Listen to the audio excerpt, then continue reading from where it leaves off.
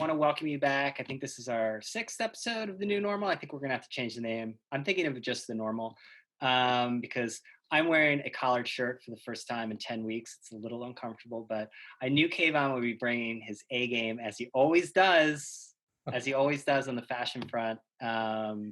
So we're going to talk. I'm joined by Kayvan Salmanpour. Kayvan is the chief commercial officer at Boston Globe Media, and we're going to talk all things sales right now. And sales is the engine of media. Sales solves everything. That's the old cliche, and it's a cliche for a reason, because particularly at this time, when we're trying to figure out where the other side is, we gotta, every deal matters. It is the oxygen of media.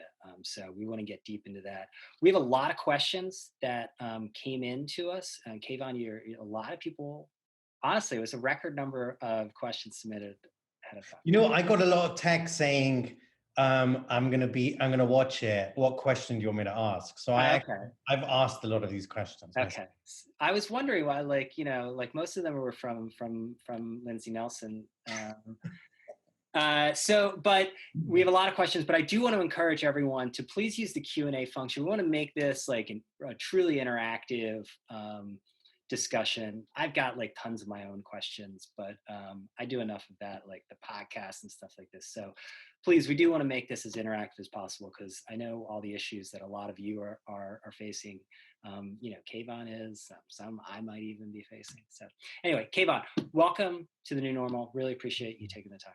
Thank you. By the way, this is a big deal because it's the first time, it's a big tick in the box in my media career, because you always ask Lindsay Nelson to get on panels.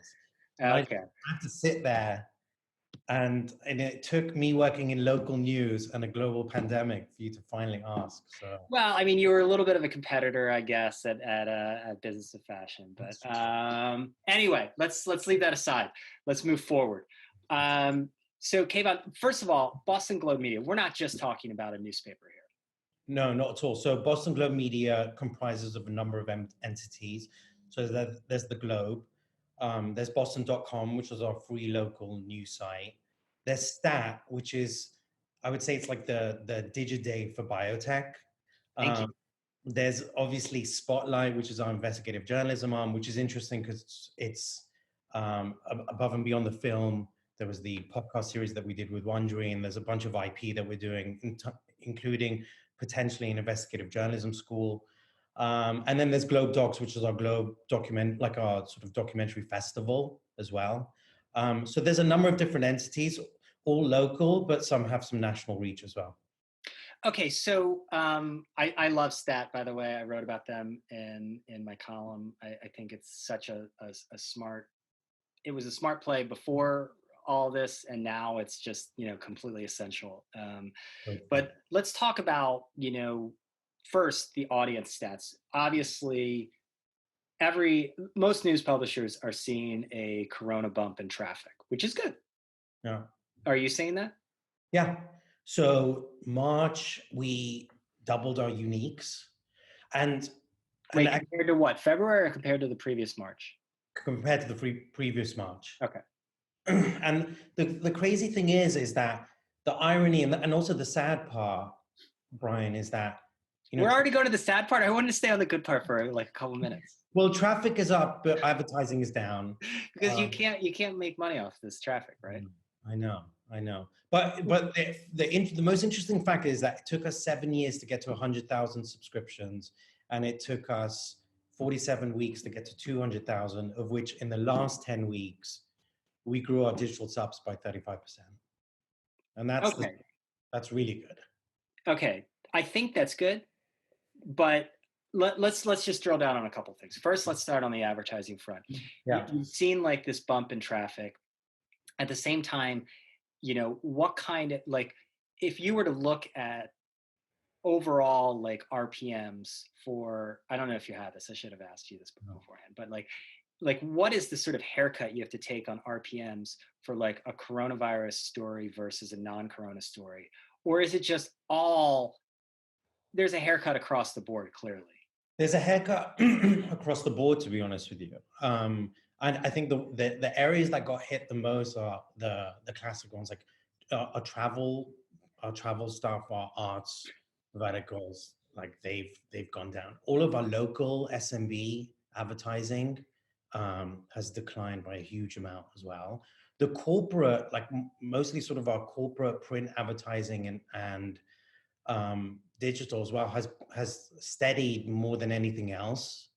But I don't think we're going to get to the stage where I think the New York Times put 50 to 55% year-on-year decline in Q2. I don't think we'll be at that stage. We'll be more around the sort of 30 to 35%. But that's a win. Declining 30 and 35%. The good thing that the New York Times putting out the being down 50 to 55% is like, all CROs are like, we can just point to the New York Times. The New York Times is down 50 to 55%. I bring it up in every executive meeting. Is like I bring up that stat now. Yeah. No, that was like it was a great gift to the industry. Everyone, on behalf of all the CROs out there, want to thank Sebastian Tomic and Meredith Levine. At the same time, the Times has seen a subscriptions boom. I brought this up on a podcast I did this week because Tony Hale, formerly of Chartbeat, now Scroll, had a little tweet string that was basically saying, this comes at the expense of news organizations, that it's almost like a winner take all game, that everyone is scrutinizing, not everyone, a lot of people are scrutinizing what subscriptions they have, and the New York Times and these big players are taking, I wouldn't say an unfair, but a large part of this bump. Now, I've heard different things. We had Mark Campbell from Tribune, and they're seeing a surge. I've heard that I'm in the Philadelphia area, the Philadelphia Inquirer is actually seeing a nice bump. See the surge as well. Yeah, you've said that you have a lot more subs. Let me ask you first of all. Yeah. What about revenue? Because sometimes, I don't know if you know this, Kayvan, sometimes people like to talk about absolute volume numbers when they're actually a lot of trial subscriptions. So it's probably the most generous subscription offer that we have at the moment, which is $1 for 6 months. But the reason, even pre-COVID, the reason why we stuck to that pricing is that the amount of retention was higher than we thought. So actually, like when we calculate the LTV, it made sense for us to stay on that rate. So it's $1 for 6 months. But we've been doing this for the last 8 to 10 months, and we've seen that the numbers have been a lot more favorable than we thought. And we're focused so much more on subscriber experience, Brian, that we felt that it made sense for us to stick on that rate. So I would say it is a trial, but it's a favorable trial. Yeah. So Jay Neely actually popped in with a really good question. I swear, Jay, I was going to ask the exact question. What do you think the biggest acceleration of the rate of subscriptions have been? I mean, how much comes down to promotional tactics? Do you see, I mean, it's going to be a mix, right? But like, is there a change? I think we see a change in consumer willingness. I think we'll talk about whether that lasts, at the end of this. But are you seeing compounding subscriber referrals? And how much of this is harvesting, demand built up over, 7 odd years, and figuring out the right mix of pricing, offer, and conversion tactics? Because a lot of this subscription stuff, I mean, we're a small operation, but I know it gets there's a lot of dials to turn. Yeah. I mean, we've had probably just to take a step back is that pre the crisis, we were thinking long and hard about how essential we are to the community. Like we had to go through this existential sort of questions about ourselves and are we relevant? Is local news the convener to the community as much as we think it is? And actually, as the crisis happened, we became front and center, one of the most essential resources to the community. like our content. So firstly, our articles around Corona sort of were converting 300 to 800 subscribers per article. And it was clear that when we did a town Wait, hall. wait, wait. A typical article about coronavirus would convert 300 to 800 subscribers. Yeah. I'm like, is that good? Like, And what's the sort of control? the control was around 100 to 300. Okay, so they convert like triple plus. Wow. And also, Brian, actually, most of our content on Corona was free. So we had a lot of content on Boston.com that was free. Stat took down their paywall as well, but still, we had, and Blue Cross Blue Shield sponsored our Corona Resource Center. But still, some of the content that sat behind a paywall was driving 300 to 800 subscribers. Okay. And so we're seeing Pierre's our producer is putting up some of the stuff in like in health. What are the areas on the advertising side? I want to get back to the community-based stuff, but what are the categories that you are seeing hold up? Travel is gone, because I think when we talk about advertising being down, whether it's 50% or whether it's 30%, it can be kind of misleading in some ways, because like I've also, while travel is down 98%,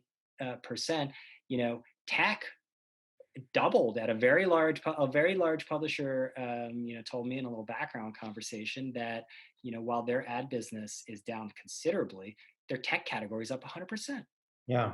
Some areas of finance are up. Yeah, finance is definitely up. Healthcare and biotech is our sweet spot, so that's up. We've seen less increases in tech, but finance has really stepped up for us, and healthcare as well. And it came from, the first couple of weeks, Brian, our sellers were practically not selling anything, but they needed a lot of direction, which was how should we communicate to our clients? And we basically sort of pivoted and said, every day the newsroom's going to curate content, which is the most essential content around Corona. And essentially, we're literally just going to share that with our advertisers every day. And that, in a lot of ways, created a huge amount of goodwill, which was, these are all the best performing articles. These are the most essential articles that we were just sharing with our advertisers. And at the same time, we were asking a lot of our corporate advertisers, like, what's top of mind? And literally the three big things that they came back was how can we support our healthcare workers? How can we support small businesses? And how can we support our own employers? And so that for us kind of made us think, why don't we build advertising products that are helping these communities, but can actually be underwritten by brands? And so we took that approach. So Salute to Nurses, which you just had up a second ago. Yeah. Salute to Nurses is essentially, it's an advertising product. It was a way to nominate nurses that are doing incredible work. So this sounds like a really, crafty solution to the tongue-tied advertiser, right? I mean, like we've all seen that compilation of the same cheesy TV commercials with the soft music and in this time of uncertainty and all that stuff like this. And a lot of advertisers have, I think, in the initial phase of this, really struggled with messaging. Like there's supply chain issues in retail and stuff, but like a lot of advertisers they don't want to look like jerks. Totally. It's interesting that you say this, because someone made this comment on it, and I thought it was very apt, which is the brands who know who they are coming out to speak. And I feel like the Nikes of this world have not been tone deaf at all. I feel the brands who are still trying to figure out who they are the ones who are coming out with ads that look and feel the same. But this is a way, with the Salute to Nurses, right? I mean, this is a way for you to sort of push people past it in some ways. 100%. So we drove the most amount of revenue in 2 weeks than we've ever done on any kind of like special report or special initiative. And it's because literally every single brand in the community, big and small, supported this. And there was a donation element as well. So 10% of this went to American Nurses Foundation. So imagine how the advertising team felt that they were cutting a check to the American Nurses Foundation at the end of this. So it rallied our advertisers, it rallied our sales team. It did good. It highlighted the work from the nurses as well. And that was a big win for us. The second one, which I wanted to bring up, was the other thing that everyone talked about top of mind was how do they support small businesses? And we actually took inspiration from Lean Lux, which is that, the D2C media company that has that infamous Slack channel. And I love that Slack channel because you get so much information from it, and it's like a community on demand. And so we literally repeated that. Our sellers went out to all of our small business advertisers. They invited them to this Slack channel. And it was essentially small business owners asking for resources, asking for help. So we brought our business editors onto these Slack channels, sort of like coffee town halls, just to decode PPP, to talk them through what's happening in the mayor's office. We had people from the mayor's office on the Slack channel as well. We did Q&As with expert accountants. And it's the first time like the Globe took on a new role as a convener where, and also, Brian, what's interesting is that it broke down the walls for the Globe itself. Like never before had newsroom and the sales team and our product team and our tech team kind of like come together to rebuild communities. And so this Slack channel is about to get sponsored by a big brand. Oh, really? You're going to be able to get money out of it?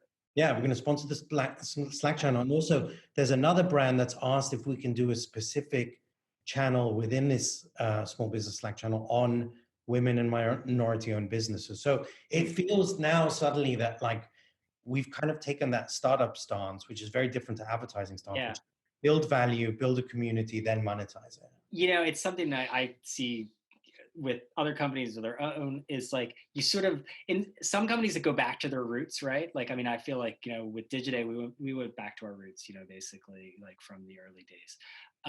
And it's really important to do stuff that doesn't scale. Yeah.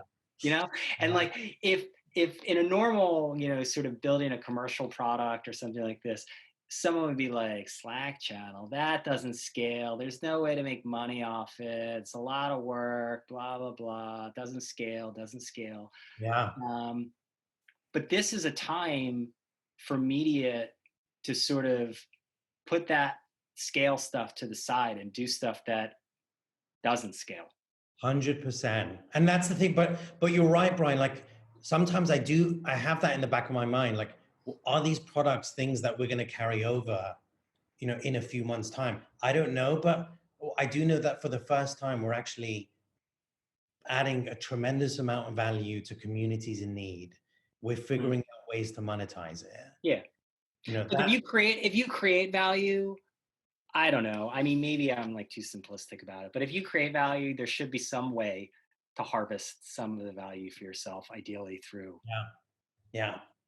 I've just a couple of quick questions that came in, which I swear I was going to get to, BG. There are, how much is the keyword blocking an issue? Because there are different types of Corona content. Some of it is talking about death and health and some serious issues that, you can see are not appropriate. I mean, some are 10 movies to watch while you're in quarantine because of the coronavirus pandemic. Yeah. How are you delineating that, particularly when it comes to programmatic demand? I've been told programmatic, is down about 40% for a lot of publishers. I mean, it hasn't hit us that hard actually, because we didn't have a huge programmatic business. It was somewhat significant, but I think the increase in traffic and the drop in CPMs have kind of balanced each other out. So we've seen a dip of about 10 to 20%. But to be honest with you, Brian, we never had a huge programmatic business when it comes to our full advertising revenue mix. Okay, so but are you trying to get the editorial side to stop putting coronavirus and stuff that's barely about coronavirus? No. I Do you want just to tell them? Do you want to tell them now to stop putting coronavirus in them?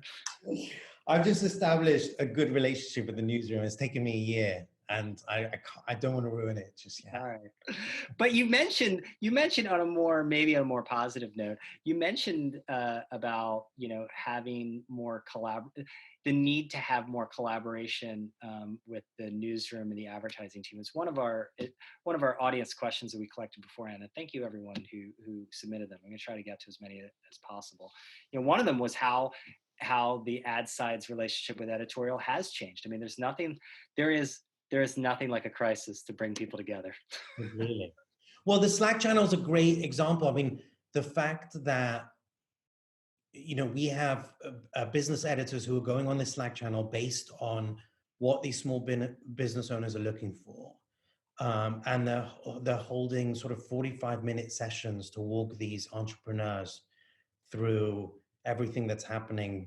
When it comes to PPP, when it comes to so many other factors, like that's super interesting. And they've been really open to it. And actually, also, we've asked these small business owners to kind of publish some of their stories of how they started these businesses, which the newsroom is using to publish from an editorial perspective. So there's an incredible amount of collaboration when it comes to that. The other part, Brian, that's really interesting is companies used to ask our editors to host town halls, and now virtual town halls, to their employees on topics like Corona.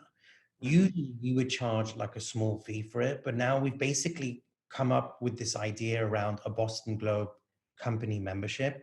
So it's a fixed price. Every single employee gets a subscription to the Globe. And with that, they get 2 virtual town halls of their choice with an editor of their choice on a topic of their choice. So it's almost like our version of like an Amazon Prime membership, where they get access to Globe, to Stat, to other subscriptions, and they get to have a relationship in one way or another with the newsroom. And that's incredible amount of collaboration between the newsroom and the sales team to figure this out and to package it together. Yeah. So there's really cool collaboration happening. So we had a bunch of questions around the small advertiser and the local advertiser segment.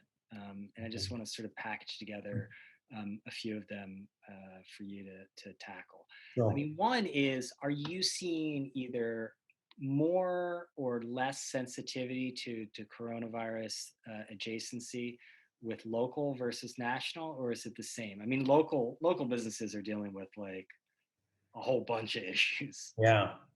Well, local business, I mean, most of the local business advertising are based on themed sections that we have, so anything to do with home, anything to do with wellness is still somewhat doing okay, but everything else is kind of, whether it's Corona or not, they're just not advertising right now. Just most people are just not spending money.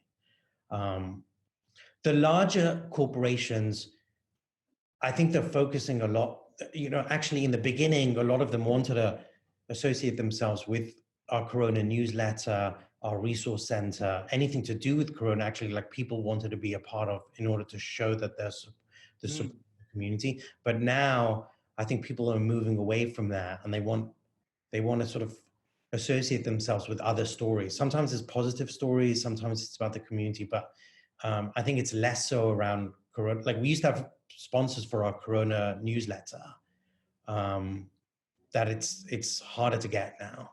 Interesting. That's one of the other questions that we got was, what sales approaches and messages do you find that are working at a time when small business advertisers are in such dire circumstances? Mm-hmm. Are there any, I mean, you sort of talked about this, but this question was like, solutions besides sales that we should be looking at? Yeah. The question.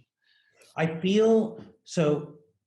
So there's 2 parts to this. One part is anything to do that's rallying around supporting or highlighting an important community, and actually figuring out what that initiative looks like, packaging it so that there's small price packages and large price packages, and then having the entire sales team rally around that initiative.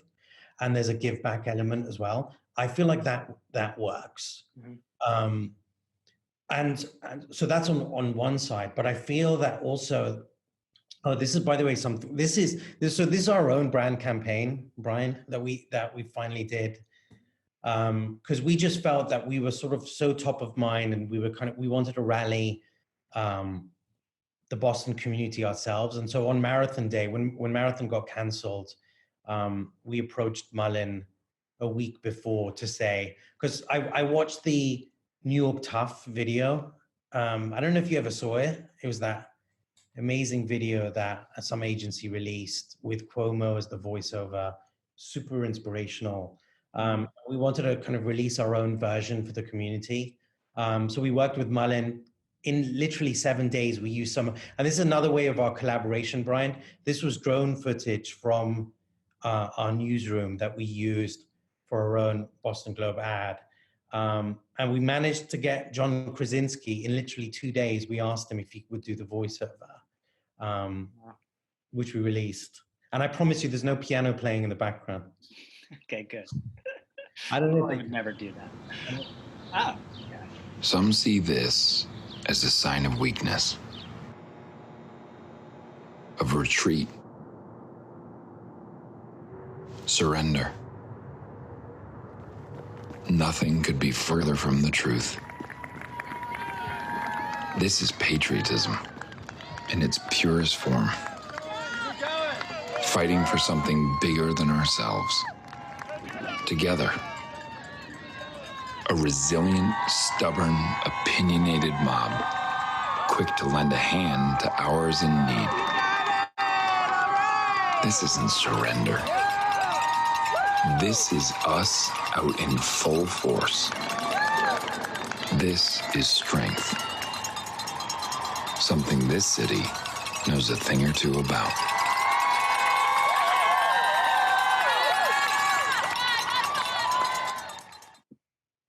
Very nice ad. Great race. So just to pivot a little bit to that coronavirus newsletter, because we had a few questions about that. We've seen a lot.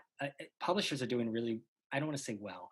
There's a lot of demand, audience demand for these coronavirus newsletters. I know that locally here where I am, Philadelphia Inquirer actually has a really good coronavirus newsletter. We wrote a story today about a Washington Post. The Washington Post started a coronavirus newsletter, and it is now their largest newsletter by 2 times the size. And they're still at a 40% open rate. That's a healthy open rate for a newsletter. What are you seeing on that front? So the newsroom actually kind of like pivoted its beats. It has what they call dynamic beats now. And those beats, I think they're on the resource center, on treatments, on vaccines. They have access to certain hospitals as well. And it's interesting that, so they've almost kind of like refocused and redirected their newsroom into specific beats, which I found fascinating. And just based on those numbers that I was telling you about before, Brian, like the conversion rates on these subscribers, it feels like most of the newsroom is focused on some form or other of Corona content. And our sports editors, interestingly enough, like when everyone thought that they were going to be sort of twiddling their thumbs, they've said they've never been more busy producing content around the effect of Corona on sports teams and sports leagues. So it feels like everyone is extremely busy, but whatever they were covering before just has some ties to what's going on now. So how big is the newsletter? 250,000. That's pretty big for a newsletter. Okay. Well, what's Washington Post? They wouldn't say. So that's why I like you, Kayvan. Steve McLaughlin, if that means it's less than 250,000. Washington Post, until you tell me otherwise, I'm going to assume that your newsletter is smaller than 250,000. Steve McLaughlin on that asked, he said he's curious about the conversion rates of newsletter subscribers versus other conversion sources. Because, you said before advertisers wanted to sort of have support messages with that. Now it's a little harder to monetize through advertising. Are you seeing, what are you seeing with the conversion rates of newsletter subscribers? It's difficult. I wouldn't want to give a wrong answer. And I also don't even think I'm allowed to give that answer. Okay. But I'm going to stick after this because we could talk somewhat in generalities. I mean, most people see newsletter subscribers as a key part of the funnel. Like, is it any different like there? I mean, based on what I was telling you before, Brian, this content around Corona is converting, almost 3 times people. So just by that assumption, our newsletter is a strong converter. Okay. I'll take it, Kayvan. It's not perfect, but I'll take it. Okay, a couple things on sales strategy that came in, and I love, look, for all this talk about programmatic and machine learning and algorithms and whatnot, advertising is still hand-to-hand combat, like quite literally in some ways. And, connecting with clients is incredibly important.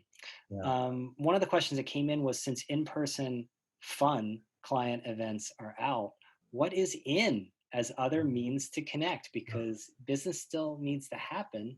I mean, is it all just Zoom calls? Sad. It is sad. It is. So it is extremely sad. I will say one thing, like I did a town hall with our editor-in-chief, and it was for our clients and for anyone in agencies, and it was supposed to be an insight into what the newsroom are doing. And this goes back to collaboration as well, Brian. That went down so well. It was just seeing the person who runs advertising, the person who runs the newsroom together on a call to talk about both of them, what they're doing and how they're thinking about this crisis, was just very, very powerful and really appreciated by our clients. So I think these bigger tentpole things that we can do seem to resonate a lot. Mm-hmm. The brand campaign that you just saw now, it's like the first time we did a brand campaign, and I got so many emails and calls from CMOs saying that was really, really strong. And so just showing us our creativity, showing the fact that as a consumer first media company, we're thinking about things like this and brand, that helps. But how are you getting, I mean, this came up and there was a question related directly to the client outreach. How are you getting your sales team that is used to in-person, the lunch and learn? I mean, there's still a lot of that with agencies. I mean, it's funny because it's not funny, but I was in Boston a week before we all sort of went work from. It was right when this was becoming such a big thing. And I was speaking at a BEMA event, and great organization up there. And very clear to me, there's a strong community, on both sides, on the buy and the sell side. And I think that's a good thing. And it's, somewhat unique to the market. But how are you instructing salespeople to adapt, to adapt to this quote unquote new normal, and to continue to be present and with their client outreach?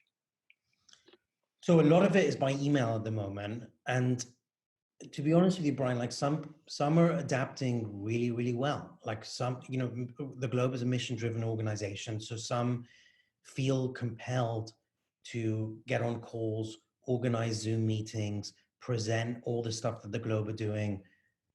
Some feel that it's really tough. They enjoyed the lunch and learns. They enjoyed the client entertaining. So they're finding it much harder to do things over Zoom. So I feel like some have just figured out this new way of working, a new way of selling. And I feel that some are kind of waiting for everything to resume. So there's been a mix of both. How do you move them along? Because I think everyone who's in a leadership position at organizations is sort of you don't want to say, hey, we got to burn the boats, but you got to also sort of be and I think it's kind of acute on the sales side because like sales is driven by optimism. Like you're rejected more often than way more often. So you got to be a pretty optimistic person in sales because it's tough in the best of times. So how do you sort of balance the sort of optimism and stuff like this with the, hey, this is going to be what it is for a while? Yeah. No, so I lean towards our competitive advantage as a media company is that we are extremely mission driven, and I say this all the time that, journalism and local journalism is extremely important. And for democracy to work, local news has to work. And so I push that all the time to the sales team to go out there and be extremely proud and to fight every day to make sure that the Globe is successful. Above and beyond that, I think these initiatives that we've done, like Salute to Nurses and Slack channel, I constantly prove that we're adding value as an advertising team. And, what I mentioned before, to cut a check to the American Nurses Foundation for 50, 60 grand, which was a direct contribution from the sales team, is a big deal. So you just have to constantly reinforce why every call that they're doing matters. It matters to the Globe institution. It matters to all the communities that we're trying to help at the moment. And I think that's the rallying cry for them to understand that they have, that's why they should go out and sell. And I think we're lucky that we have that. Some other media companies that are focused on other verticals, may not have that mission, that deep mission that maybe we have. Yeah.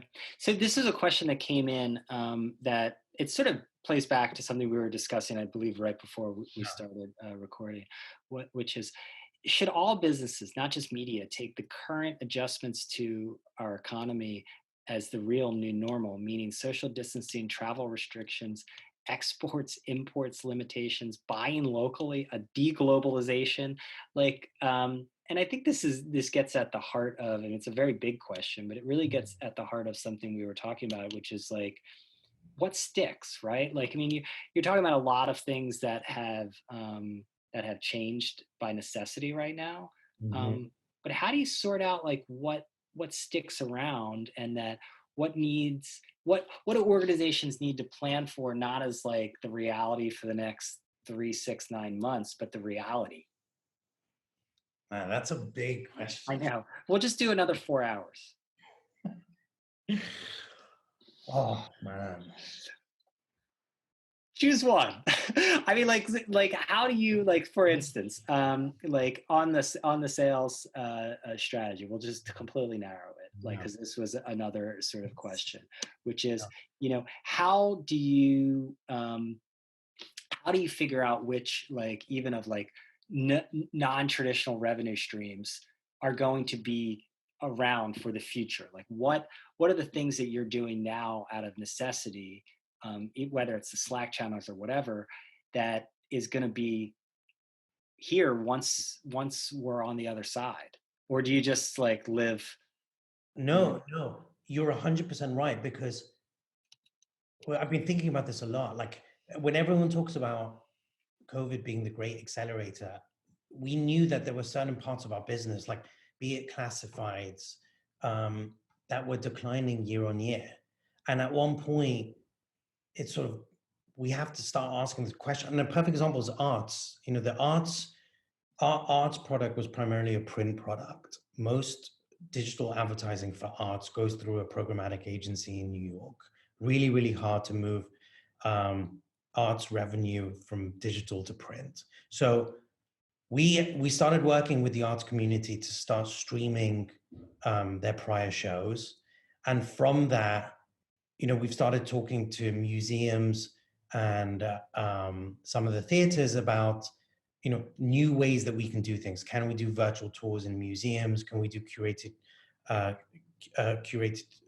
Q&A with curators? And so we've had to think about all these things to figure out, like, what is this all going to look like post the crisis? Because at one point, what we don't want to do is go back to just knowing that the previews that we used to do for arts, even though they're still a big revenue driver, we knew that they were potentially declining year on year. So we have to figure out new ways to do this. And you're right, Brian, those are the big questions that we have to ask ourselves is that out of the Slack channel, out of the new virtual job fair, out of the fact that our documentary festival is now completely online, what is going to stick and what is not. And I'll give you a good example. Our documentary festival was always hampered by the fact that its location was in Boston. And we've started streaming some of our documentaries before the big festival happens in the fall. And, we realized that our attendees came from 31 different countries and our submissions from documentaries were more global than ever. So in some ways, these things have helped us rather than impeded us. Although it cuts both ways, right? Because you want to sort of tack to being really local, I think, at this time, because I think I did a podcast with the CEO of McClatchy earlier this week. That's coming out on Tuesday. You should all listen to it. And, we were talking about this is like, it's sort of best and worst times for local, right? I mean, this is like, there's a lot of forces like working against local on the monetization side, but like, this is an intensely local story. Yeah. I am in Montgomery County, Pennsylvania. The New York Times does not really help me very much when it comes to figuring out what the heck is going on around here. But at the same time, you're even seeing like this. You see a big opportunity not being bound by local. So you got to balance it. One question that came in from Irfan, or it could be IR fan. I don't know. Could be a fan of investor relations, but I think it's Irfan. Was talking basically about like, look, programmatic revenue, you said yours has not been hit as much, but programmatic revenue, for the most part, the rates are a lot lower right now. And that's just, there's less demand, honestly, in these systems. They're auctions. That's how it works. Do you see this hastening a shift to direct over indirect sources of ad demand? What do you mean? Sorry. Well, direct sold. Yeah. Direct sold versus indirect programmatic. Yeah. So we by the way, we've had this thing where every time we were doing these lunch and learns with agencies, the first deals that would be discussed are PMP deals. Now we're having less and less of those conversations. It's either programmatic, open exchange, or it's branded content deals. It feels like there's no in between at the moment. Mm-hmm. Yeah.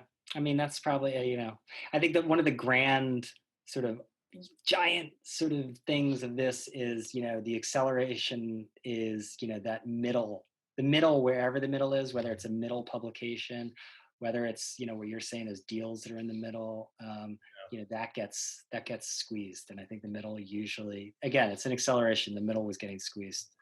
Our deal size, by the way, we saw a trend where there were increases in deal sizes in 2019 over 100K. Are you seeing that? Because I've heard it's like anything, because publishing is not a business. There are many different businesses. I keep telling our team this, but and they're very different types of businesses. But on the one hand, I've heard, the people who are spending, and the deal sizes are going up. There's just fewer of those deals. Yeah. And then on the other hand, we had Deirdre Lester on here last week, and she's saying, we're doing these smaller deals, Death Wish Coffee. Okay, like, come on in, like, we'll build. Are you seeing any difference as far as like whether you're having fewer, bigger advertiser relationships, or if you're just having like, hey, catch where catch can, we'll take some smaller deals. And no, I think that's right. We're having fewer, bigger, but ironically, we're having a lot of conversations around bigger deals, but not that many. There are fewer that are landing. Yeah. But the bigger companies are talking about bigger deal sizes. Yeah. So sometimes it's better for us to play safe. And going back to these initiatives where it's a big initiative that can be broken down into smaller packages, that we're seeing a lot of success with, than just these big custom deals over 100K. There are few of them that are landing. Yeah. So final thing is on that issue, because a question came in, and I love payment terms. How liberal will you be on extending payment terms to advertisers? So we actually haven't seen my CFO like sort of called me and said we should really be mindful of like bad debt at the moment. We had one large company, and I don't know how this happened, but they somehow paid 3 weeks ago. We were really worried about them. Um, they're in the gambling business, but I'm pretty impressed that people have been paying on time. Huh. So Usually when these downturns happen, I know. the payment terms get crazy. I know. I've been really impressed with how bigger companies have understood the importance of supporting the globe. People have come out of the woodwork. There's a big financial institution in Boston that does national buys that haven't bought with us for a very long time, that have spent a lot of money with us this year for the first time in 7 years. So there's people that are coming out the woodwork, which is pretty impressive. Cool. I'm going to leave it there. Thank you all for joining. These are great. I love them. So hopefully you enjoy them too. I like that they're interactive. Sorry I didn't get to all the questions, but I got to a lot of them. And I'm going to keep doing better every week.